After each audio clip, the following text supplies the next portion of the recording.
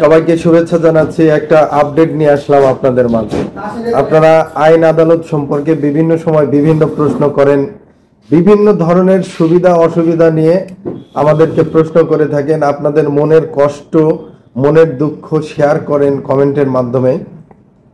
এই বিষয়গুলো আসলে খুবই বেদনাদায়ক।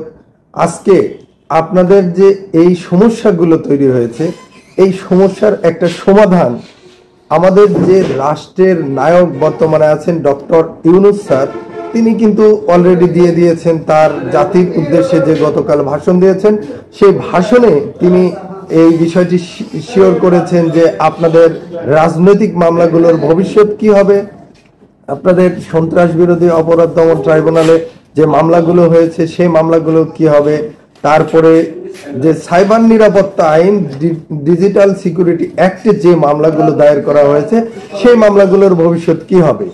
আশা করি ডক্টর ইউনূস স্যারের এই 1 মিনিটের একটা ভিডিও দেখে আপনি অবশ্যই আশ্বস্ত হবেন, এবং উনি যে আমাদেরকে এত সুন্দর করে বিষয়টা বুঝিয়ে দিয়েছেন, এজন্য ডক্টর ইউনূস স্যারকে কৃতজ্ঞতা জানাবেন আশা করি।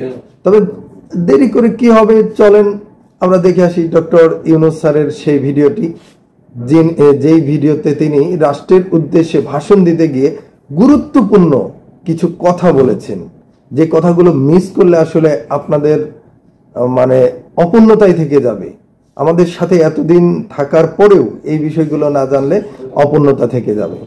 চলুন দেখে আসি। সন্ত্রাস দমন আইন ও ডিজিটাল সাইবার নিরাপত্তা আইনে দায়েরকৃত মিথ্যা হয়রানিমূলক মামলাগুলো প্রত্যাহার করা হচ্ছে। সাইবার নিরাপত্তা আইন সহ বাংলাদেশে বিদ্যমান সকল কালো আইনের তালিকা করা হয়েছে। অতি সত্বর এই সকল কালো আইন বাতিল ও প্রযোজ্য ক্ষেত্রে সংশোধন করা হবে।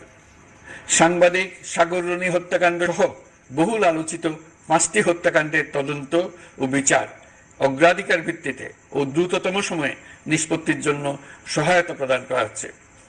সম্প্রতি আমরা বলপূর্বক গুম থেকে সকল ব্যক্তি সুরক্ষার জন্য আন্তর্জাতিক কনভেনশনাল সনদে স্বাক্ষর করেছি।